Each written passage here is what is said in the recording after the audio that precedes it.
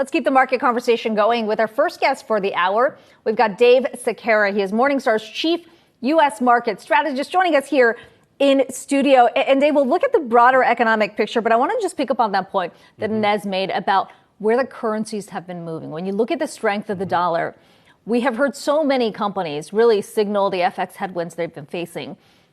Certainly going to see that in the earnings coming up for the next couple of quarters, and that's going to be a big headwind, especially for those companies that have a lot of their revenue and a lot of their earnings in foreign exchange. Because of course, when that foreign exchange then is converted back to the dollar, that's going to reduce the number of dollars and keep their earnings much lower.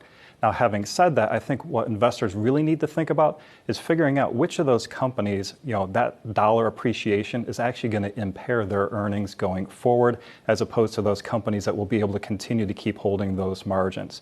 So that's really what I'm trying to differentiate right now between those two different types of companies in these, currency headwinds.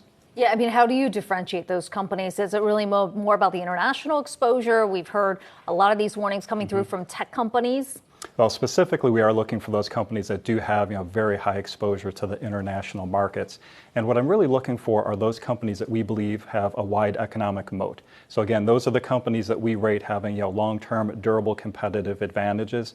Those are the companies that we think in an environment like this are going to be able to hold their value the best. They're the ones that are going to have the best pricing ability to put through additional cost increases in order to be able to maintain their margins and should be able to hold up their earnings over the shorter term. Let's talk about your broader economic outlook, because it looks like you're a little more positive on where things are headed. You believe inflation has now peaked. We are obviously going to get another CPI print before the next Fed meeting. But what's your expectation right now with where the central bank moves? Sure. So, looking at our economics teams, recently, published forecasts, we actually do think that the second half of this year probably looks pretty good. So their forecast for U.S. GDP for the full year this year is 1.8%. So of course, after the following two negative quarters we had, that means we need to have about an average annualized run rate of 3% for the rest of this year. Now, having said that, we do expect the economy will be slowing going into 2023. As you know, it takes some time for the Fed's monetary policy, to affect the broader economy. So we're only looking at 1.2% GDP growth, next year.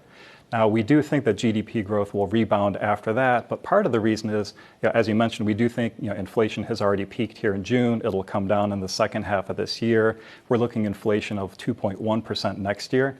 So in our view, with the slowing economy next year, inflation getting back under control, that really gives the Fed room to actually starting to turn around and start easing monetary policy late in 2023.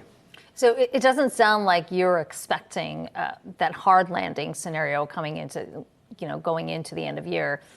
That you think the Fed will be able to essentially manage this between the rate hikes and also making sure that the labor market does not see unemployment tick up too high. Correct. And so our base case is, that 1.2% GDP next year. Now, having said that, our head of U.S. economics, did say that if we do have a recession, the highest probability for that recession is in 2023. Okay, really quickly, investment themes that you're looking at. One is the shift from goods to services, but you're also looking at the clean energy space, particularly everything that comes with the big EV build out. Yeah, so we do have a little bit of a differentiated opinion there. So our basic materials team, they've done a lot of work looking at, the demand for EV vehicles. And so we think that by 2030, about 2/3 of all new global auto production will be electrified, whether that's going to be, hybrid or battery electric vehicle. And so when we look at the amount of lithium that's being produced today and how much they expect to come online over the next decade, we think the lithium market's going to be pretty significantly undersupplied over the next decade. And so some of those lithium producers, we think are pretty undervalued. So Lithium Americas would probably be, our favorite pick there. But also looking at, some of the Albemarle would be another one that we currently rate 4 stars. Livent, SQM would be some others that we would highlight. And there's also a number of different other ways to play that growth in the EV market. So another one we've been looking at is the specialty chemicals area. So it takes 2 to 3 times more specialty chemicals to make an EV than a car with an internal combustion engine.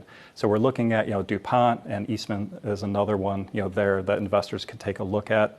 Or otherwise look at those companies that are the parts suppliers. So someone like a Borg-Warner we think is pretty undervalued. They have a really good product lineup to be able to support that EV growth. pointing to the fact that it's not just about the cars themselves. Obviously, so many suppliers that come with that. Dave, it's good to have you in studio today. Dave Sekera, Morningstar's Chief U.S. Market Strategist. Thank you.